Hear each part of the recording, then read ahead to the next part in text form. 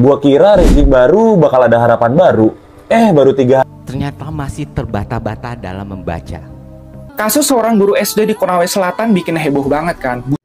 Perbedaan kurikulum lama dan kurikulum merdeka. Gue pikir cuma Papua sumber emas. Taunya pemerintah juga.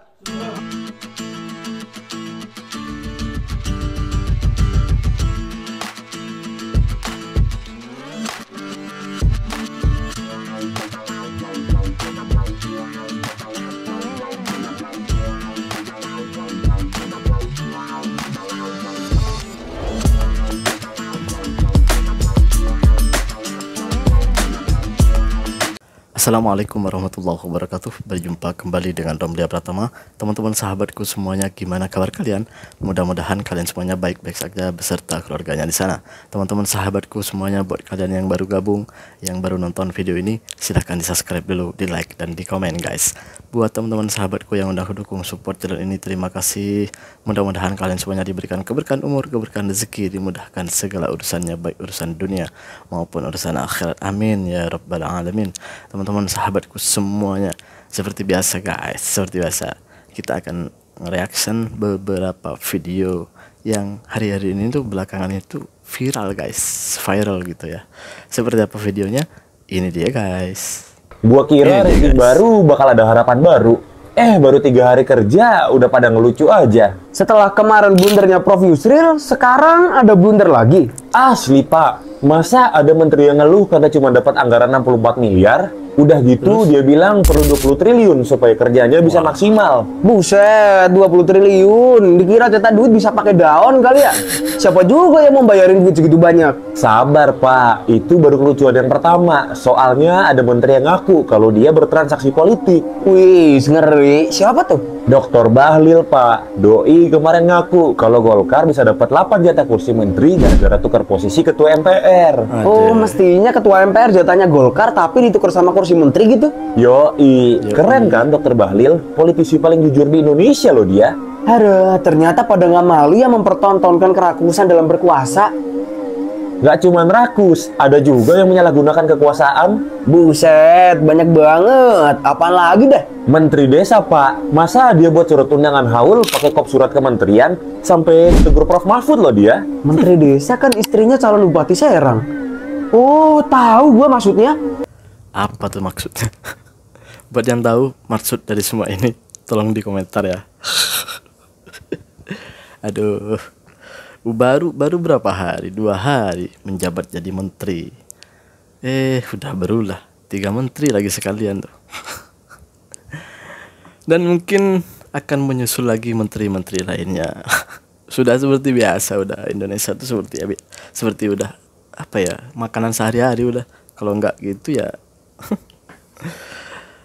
rakyat itu dipertontonkan hal-hal yang kayak nggak penting gitu ya. Bukan prestasi yang mereka tontonkan gitu. Tapi mudah-mudahan ini baru 2 hari, mudah-mudahan ke depan bisa memperbaiki Indonesia bersama dengan menteri-menteri yang lain. Mudah-mudahan cepat berubah lah gitu ya. Nggak seperti yang dulu-dulu lah gitu. Masa iya kita itu akan berlarutan seperti ini gitu? Apa nggak malu dengan negara-negara tetangga gitu? Pak Prabowo aja bilang kalau kita itu ketinggalan jauh dari Malaysia waktu ngobrol berdua sama Perdana Menteri Malaysia. Ya mudah-mudahan lah nanti kita bisa mengejar Malaysia dan kita akan maju sama-sama. Kita berlanjut ke video yang selanjutnya. Ini dia guys. Banyak sekali ditemukan anak-anak SMA yang sudah duduk di bangku SMA, ternyata masih terbata-bata dalam membaca. Ya, mungkin teman-teman, Bapak Ibu semua pernah ketemu anak SMA yang bacanya masih ngeja. Dan itu bukan 1 atau 2 orang anak-anak Bapak Ibu semua. Ada mungkin ratusan atau bahkan ribuan di seluruh penjuru Indonesia. Saya sangat menghargai upaya Kemendikbud untuk fokus pada pemahaman literasi, kognitif, dan numerasi siswa. Tapi bagaimana kita bicara soal pemahaman literasi, soal kemampuan memahami membaca kalau anak-anaknya belum bisa membaca? Bagaimana kita bisa mendorong kemampuan numerik anak-anak kalau anak-anaknya belum bisa berhitung? Makanya fondasi dasar inilah yang harus diperbaiki, fondasi dasar inilah yang harus dibenarkan. Karena apa? Karena semua bentuk Indonesia emas, semua bentuk demografi, semua bentuk inovasi tidak akan bisa berjalan tanpa mutu dan kualitas pendidikan yang lebih baik. Iya, kalau kita lihat dari hasil-hasil keluaran produk-produk sekarang ya, anak-anak yang sekolah sekarang itu di Indonesia nih, gue nggak mau ngomong di tempat lain, di tempatku aja gitu. Kayak ada penurunan gitu guys. Dulu semasa kita sekolah itu waktu sekolah dasar gitu ya, itu sudah kelas 1 SD ini udah pandai gitu baca tulis gitu, walaupun ya nggak seperti anak sekarang lah gitu. Anak sekarang itu kayak berbeda banget sama anak-anak dulu. Kayaknya pendidikan kita itu ada kemunduran, bukan malah kemajuan gitu. Entah dari apa. Kalau bener dari kurikulumnya ya, atau ya karena setiap menteri itu guys mempunyai kurikulum yang berbeda gitu. Itu di Indonesia itu kenapa nggak maju-maju? Karena sistem pendidikannya itu setiap ganti menteri pasti berganti tuh metode pembelajarannya, terus kurikulumnya gitu. Ya berbeda-beda gitu.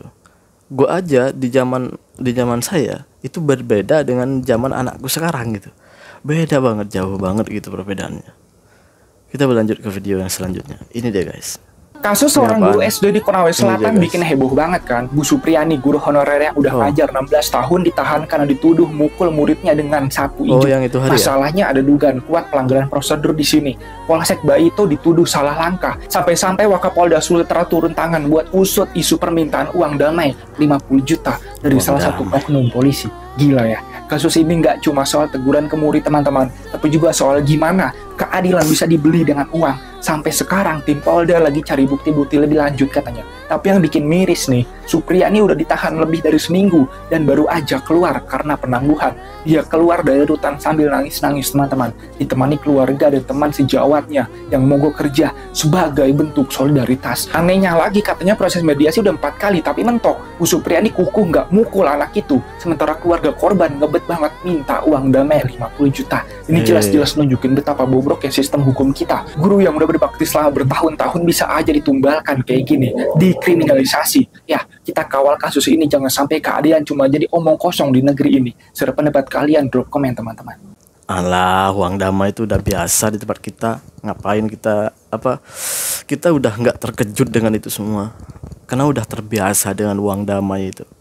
Ketika kita berurusan dengan kepolisian, sudah terbiasa kok.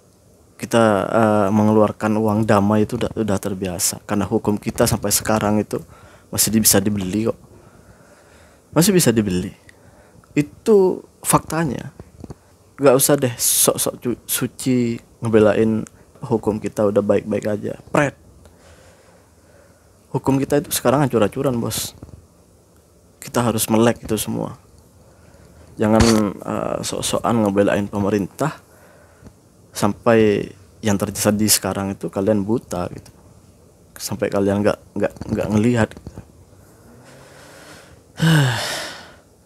Kita berlanjut ke video yang selanjutnya. Ini dia guys. Perbedaan kurikulum lama dan kurikulum merdeka. Lihat cara penyelesaiannya ya. Yang gue ini bilang kurikulum tadi. lama. Oke. 6 tambah 9, 15, naik 1, Ya. 10, 17, naik 1, 475. Untuk kurikulum merdeka, cara penyelesaiannya 400 ditambah 90 ditambah 60. Ini kurikulum baru. 100 ditambah 70 ditambah 60 ditambah 9. Terus dijumlahkan. 400 ditambah 100 ditambah 90 ditambah 70 tambah 6 tambah 9 sama dengan 500 ditambah 160 ditambah 15 sama dengan sudah selesai? Oh, tentu saja tidak. 500 ditambah ini dipecahkan lagi 100 ditambah 60. Ini bukan disederhanakan sih, jabarkan lagi 10 tambah 5 sama dengan ini tambah ini 600 tambah ini 70 tambah 5 sama dengan 675. Ribet Oke. ya. Kalau ada yang gampang, Maksudnya kalau ada kenapa yang susah, harus yang mudah? kalau ada yang Sekian dan susah terima ngapain kasih. pakai cara mudah? Sekarang coba bayangin sama kalian tuh, lebih gampang mana? Metode yang lama atau metode yang baru? Itu kurikulum Merdeka, itu kurikulum sekarang guys. Itu yang gue bilang, setiap ganti menteri itu pasti ganti kurikulum. Itulah kenapa pendidikan kita itu nggak maju-maju. Salah satunya itu. Coba bayangin, mana yang lebih masuk akal sama kalian? Yang kurikulum baru atau kurikulum lama tuh? Aduh, ya memang hasilnya itu akan sama nantinya. Tapi setidaknya kita ambil yang lebih gampang lah gitu ya, lebih cepat dikerjain gitu. Aduh. Kita berlanjut ke video yang selanjutnya. Ini dia guys. Gue pikir Ini cuma dia, guys. Papua sumber emas. Taunya pemerintah juga sumber masalah. Gue pikir masyarakat Indonesia peduli, Rohingya ditampung, Palestina dibela. Ternyata orang Papua ditindas. Wah, Gua pikir tanah Papua kaya. Nggak taunya pejabatnya yang kaya. wah. Gua pikir Papua suka berburu, ternyata suka dikejar peluru. Wah. Gua pikir OPM nggak nasionalis, ternyata pemerintahnya yang nggak humanis. Bahaya ini guys. Gua nggak ikut-ikut ya Pak ya. Assalamualaikum warahmatullahi wabarakatuh. Jangan lupa sholawat guys.